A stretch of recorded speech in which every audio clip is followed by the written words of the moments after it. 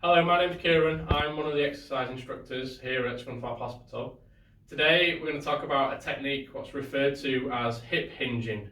Now this is a slightly different movement in comparison to perhaps a squat movement that you may have been familiar with from previous videos or from exercises that you've been given by your physiotherapist or exercise instructor.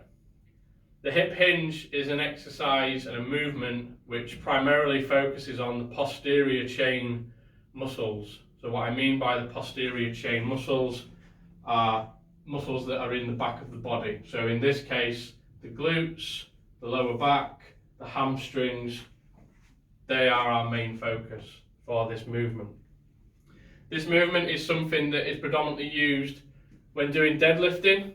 So for people who are interested to the gym, perhaps lifting heavy weights by performing deadlift exercises, the hip hinge movement is a very important movement. The hip hinge is designed in a way to allow you to keep your spine nice and straight, so you're avoiding excessive flexion, like so, but then also excessive extension. So it's about keeping that spine nice and neutral. And later on in this video, I will talk to you about how you can maintain a neutral spine using your core muscles as well as the hinge. So let's look at the hinge. What does it involve? Basically, we are going to create a kind of tick-tocking motion forwards and backwards.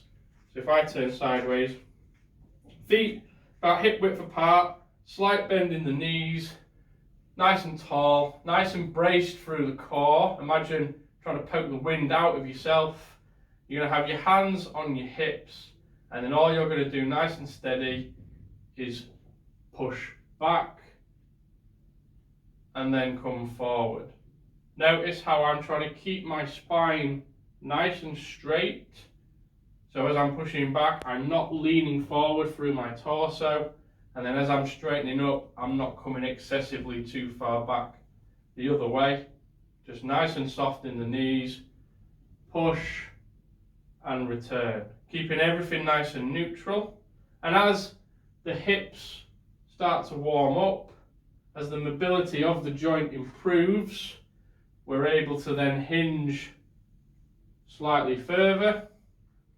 But again, keeping ourselves nice and controlled. And as you start to push further and further back, you will start to feel the glutes, the hamstrings really tightening up, starting to lengthen out, become nice and supple, so that you can then progress the movement in your next exercise.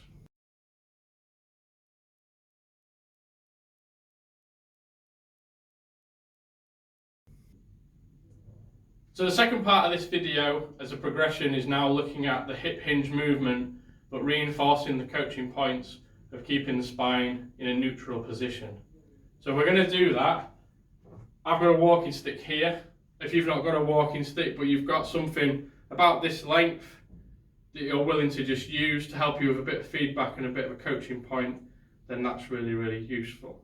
What we're going to do is we're going to put the stick against our back.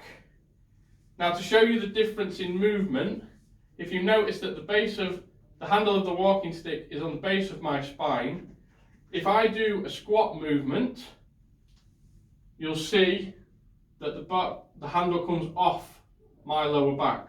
So once again, we're there, and then it comes off. For the purposes of this video and the hip hinge, when we create the hinge movement, we see that the pole, the handle of the walking stick, stay against the back stays neutral, and we're hitting the muscles that we spoke about earlier. So this is just a progression from that tick-tocking motion to really educate you on keeping the spine straight and getting the hips, the glutes, the hamstrings nice and worked.